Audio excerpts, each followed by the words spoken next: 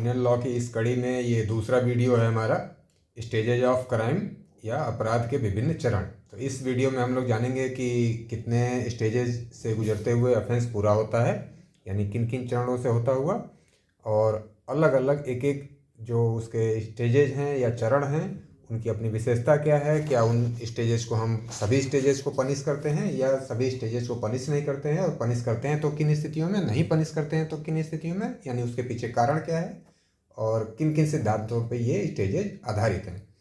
तो आप देख रहे हैं न्यायिक दृष्टि, मैं पवन। तो सबसे पहला अगर हम इसके स्टेजेस की बात करें तो इसके 4 स्टेज हैं, यानी 4 स्टेज से होता हुआ कोई क्राइम पूरा होता है। तो सबसे पहला स्टेज है इसका मेंटल कंटेम्पलेशन, दूसरा स्टेज है इसका प्रिपरेशन, तीसरा स्टेज है इसका अटेम्प्ट, और चौथा स्टेज है यानी जहाँ ऑफेंस कंप्लीट हो जाता है, कंप्लीसमेंट, यानी अपराध का पूरा हो जाना।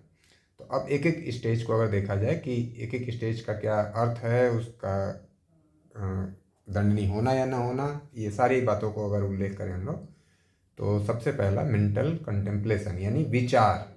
सबसे पहले कोई व्यक्ति कोई कार्य करने के पहले एक विचार उसके मन में आता है, उस विचार को फिर वो पूरा करने के लिए कार्य करता है, तब आगे बढ़ता है वो।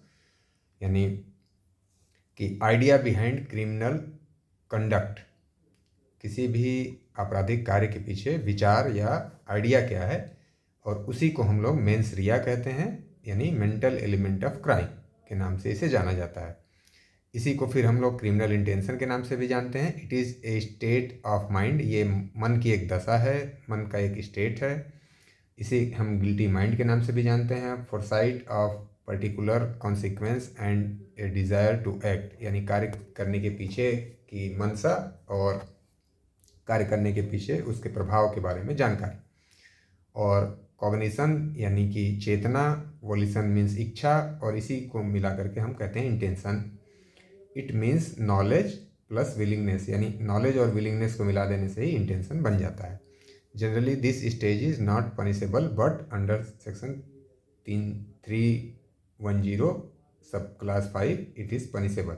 यानी नॉर्मली ये जो हमारा पहला स्टेज है मेंटल कंटेम्पलेशन, ये पनिशेबल नहीं है, लेकिन इसका अपवाद एक है कि धारा 310(5) में हम डकैती की तैयारी करने को दंडनीय बनाते हैं। और इसके पीछे लॉजिक क्या है, रीज़न क्या है पनिश ना करने का, कि आप मन में कुछ सोच रहे हों तो एक तो सामान्य बात है कि वो किसी को पता नहीं चल पाएगा, और पता भी चलेगा तो उससे समाज का या किसी दूसरे व्यक्ति का कोई नुकसान नहीं हो रहा होता है। इस वजह से साधारणतः हम इसे दंडनीय इस स्टेज को नहीं बनाते हैं। लेकिन जैसा मैंने कहा कि डकैती की तैयारी, चूँकि डकैती एक गंभीर अपराध है और उसे हम किसी भी हालत में रोकना चाहते हैं, इसलिए हमने उसे पहले ही स्टेज पे, आशय के स्टेज पे, या आप कहें कि आइडिया के स्टेज पे ही हमने उसे पनिश करने की बात कही, एक्सेप्शन के रूप में। नेक्स्ट स्टेज इसका है प्रिपरेशन, यानी प्रिपरेशन का मतलब है कि साधन सुविधा इकट्ठा करना, जुटाना, जिससे कि आप अपराध कर सकें। Preparation is the act of arranging the means to commit crime और obtaining the means to commit a crime, यानी साधन और सुविधा को जुटाना, इकट्ठा करना, इसी बात को हम तैयारी कहते हैं। अरेंजिंग और डिवाइजिंग मीन्स और मैकेनिज्म, यानी वही साधन सुविधा इकट्ठा करना। Generally it is not punishable as it can not be said that preparation is for doing a criminal act. क्यों हम इसे पनिशेबल नहीं बनाते हैं? क्योंकि ये नहीं कहा जा सकता कि जो तैयारी की जा रही है वो अपराध कारित करने के लिए की जा रही है। लेकिन ये नियम पूर्ण नियम नहीं है, बल्कि इसके भी अपवाद हैं, और तैयारी को भी हम बहुत से स्थानों पर दंडनीय बनाते हैं। तो किन तैयारियों को दंडनीय बनाते हैं? सम प्रिपरेशन इटसेल्फ क्रिमिनल, यानी उस तैयारी का किया जाना ही आपराधिक है, या where preparation itself show criminality, यानी आपका आशय अब उस तैयारी से दर्शित होने लगता है जब, तब उसे हम पनिश बना देते हैं। या फिर हम कहें कि वो अपराध का नेचर ऐसा है कि देश के लिए ज़्यादा खतरनाक है, समाज के लिए ज़्यादा खतरनाक है, तो हमने तैयारी के स्तर पे उसको दंडनीय बना दिया ताकि उसे आसानी से रोका जा सके। इन रीजन्स की वजह से हम तैयारी को दंडनीय बनाते हैं। तो कब कब किन किन मामलों में, यानी पनिशेबल प्रिपरेशन कौन कौन सी हैं? Any act preparatory to an organized crime, यानी ऑर्गेनाइज्ड क्राइम एक नया ऑफेंस जो आपके BNS में जोड़ा गया है धारा 111 में, वहाँ पे हम तैयारी के लेवल पे ही इसको पनिशेबल बनाते हैं। Any act preparatory to the commission of a terrorist act, यानी ये भी नया अपराध आपके BNS में जोड़ा गया है धारा 113 में, यहाँ भी हम तैयारी को दंडनीय बनाते हैं। Collecting arms etcetera with intention of waging war against government of India, यानी भारत सरकार के विरुद्ध युद्ध करने की तैयारी यदि आप कर रहे हैं, साधन सुविधा इकट्ठा कर रहे हैं, गोला बारूद इकट्ठा कर रहे हैं, तो इसे उसी लेवल पे दंडनीय बनाया गया है। प्रिपरेशन फॉर कमिटिंग डकैती, यानी डकैती का अपराध भी तैयारी के स्तर पे दंडनीय है। जैसा कि हमने देखा कि हमने डकैती की आइडिया को भी दंडित किया है, उसके प्रिपरेशन को भी दंडित कर रहे हैं धारा 310 के उपधारा 4 में। अब इसके बाद और जनरली प्रिपरेशन को दंडनीय न बनाने का एक रीज़न ये भी है कि जब कोई व्यक्ति तैयारी कर रहा होता है तो उसका विचार बदल सकता है, वो अपनी मंशा चेंज कर सकता है और अपराध न करने का निर्णय ले सकता है, इसलिए भी हम तैयारी को दंडनीय नहीं बनाते हैं। नेक्स्ट स्टेज है इसका अटेम्प्ट, यानी जब तैयारी पूरी हो गई तो अब तैयारी में क्या हो रहा था कि साधन सुविधा को वो व्यक्ति इकट्ठा कर रहा था, अब उन्हीं साधनों सुविधाओं का यूज़ करके वो अपराध की तरफ कदम बढ़ाता है, और अपराध की तरफ जब वो कदम बढ़ाता है और किन्हीं बाहरी कारणों से अपने वांछित फल को प्राप्त नहीं कर पाता है, अपने उद्देश्य को फुलफिल नहीं कर पाता है, अपने गोल को अचीव नहीं कर पाता है, तो उसी बात को हम कहते हैं अटेम्प्ट, यानी सफलता के एक कदम पहले का जो स्टेज है वही अटेम्प्ट कहलाता है या प्रयत्न कहलाता है। और ये तैयारी का अपराध की तरफ बढ़ना लेकिन सफल ना हो पाना, ये तब अटेम्प्ट की कैटेगरी में आएगा जब किसी बाह्य कारण से असफलता मिली हो, यानी व्यक्ति ने स्वयं अपना विचार बदल लिया, विचार त्याग दिया, अपराध न करने का निर्णय ले लिया, तब नहीं, यानी जब तक स्थिति उसके कंट्रोल में है तब तक वो तैयारी का स्टेज माना जाता है, और जैसे ही अब उसके कंट्रोल से बाहर चीज़ें चली गई तब वही केस बन जाता है अटेम्प्ट, यदि सफलता नहीं मिल पाई हो तो। अब यही बातें यहाँ पे बताई जा रही हैं कि किन किन रूपों में अटेम्प्ट को हमने पनिशेबल बनाया है, और अब अटेम्प्ट हमेशा पनिशेबल है, यानी अटेम्प्ट जब भी होगा तो वो हमेशा पनिशेबल होगा। जैसा हमने ऊपर देखा कि कंटेम्पलेशन और प्रिपरेशन को हमने जनरली पनिशेबल नहीं बनाया है, लेकिन अटेम्प्ट जनरली पनिशेबल है। तो कब कब किन किन दशाओं में? जनरल प्रोविज़न फॉर अटेम्प्ट और स्पेशल प्रोविज़न फॉर अटेम्प्ट। इसका मतलब ये है कि एक तरह का प्रोविज़न ये है बीएनएस में अटेम्प्ट के बारे में कि सभी तरह के प्रयास के लिए, सभी तरह के प्रयत्न के लिए एक ही धारा में, धारा 62 में सभी को पनिशेबल बना दिया गया है। तो ये जनरल प्रोविज़न है अटेम्प्ट के बारे में। और कुछ ऐसे प्रोविज़न्स हैं जो कि अपराध की धारा में ही प्रयत्न को भी दंडित किया गया है, और कुछ ऐसे प्रयत्न को दंडनीय बनाया गया है किस तरीके से कि जिस अध्याय में, जिस चैप्टर में अपराध को दंडनीय बनाया गया उसी चैप्टर में डिफिनेशन वाली सेक्शन से या पनिशमेंट वाली सेक्शन से एक बाद की सेक्शन या बाद के किसी सब सेक्शन में उसे पनिशेबल बनाया गया।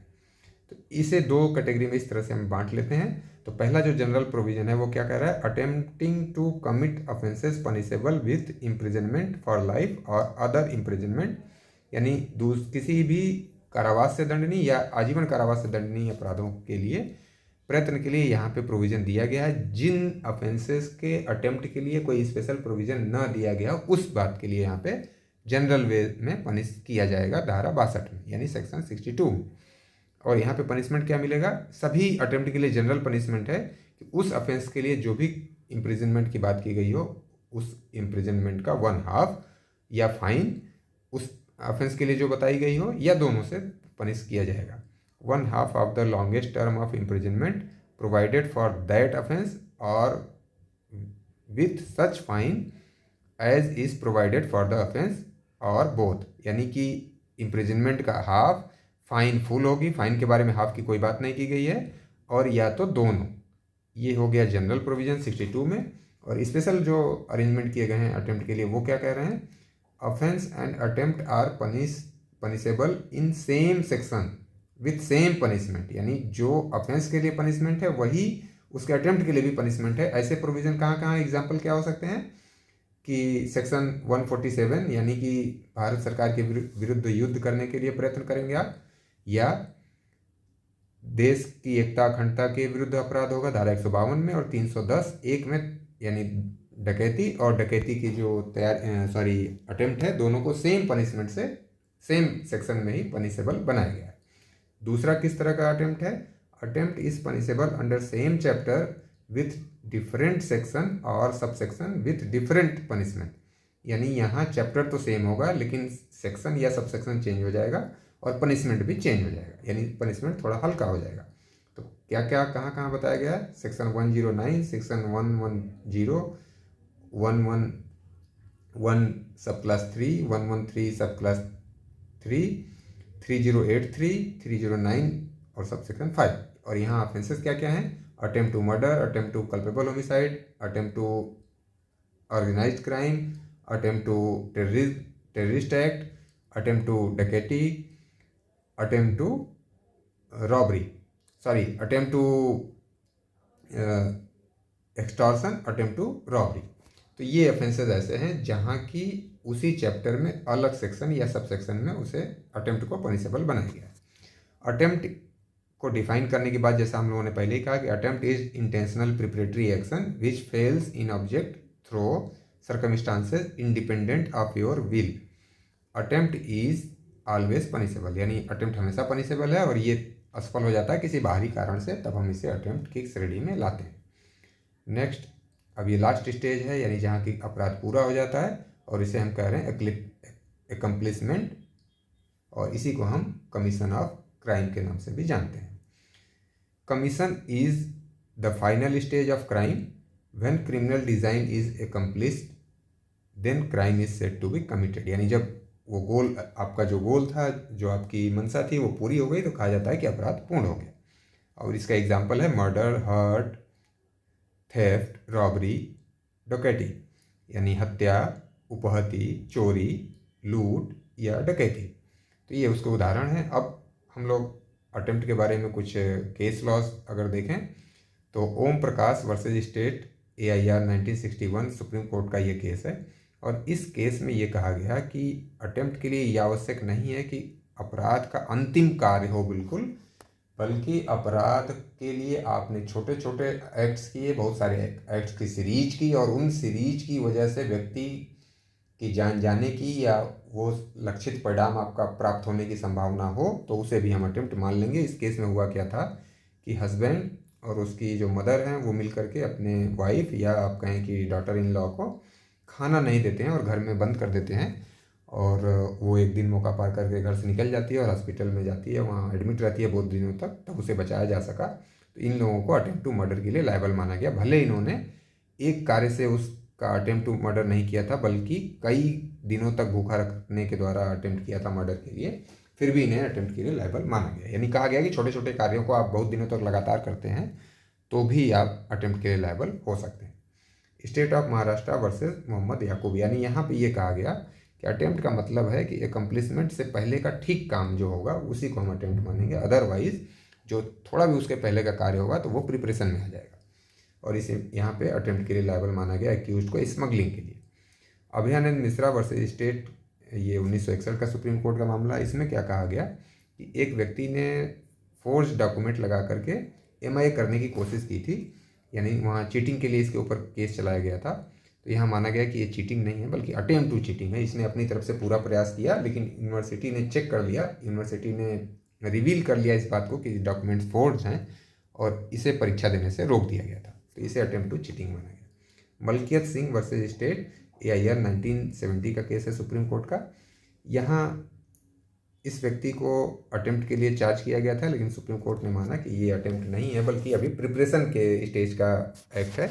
क्यों है ऐसा? क्योंकि इसे स्मगलिंग यानी पेडी धान के स्मगलिंग के लिए चार्ज किया गया था, लेकिन ये व्यक्ति अभी बॉर्डर से लगभग 15 से 20 किलोमीटर दूर था। तो ये माना गया कि अभी इस व्यक्ति को विचार बदलने का समय था, ये वापस हो जाता, ये अपराध नहीं करने का विचार बना लेता, इसलिए इसे केवल प्रिपरेशन के स्टेज का कार्य माना गया, अटेम्प्ट का कार्य नहीं माना गया।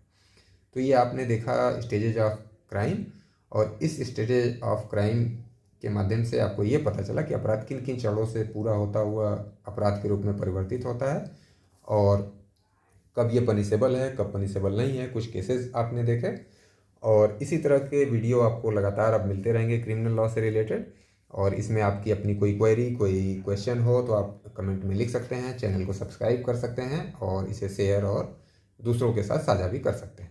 धन्यवाद।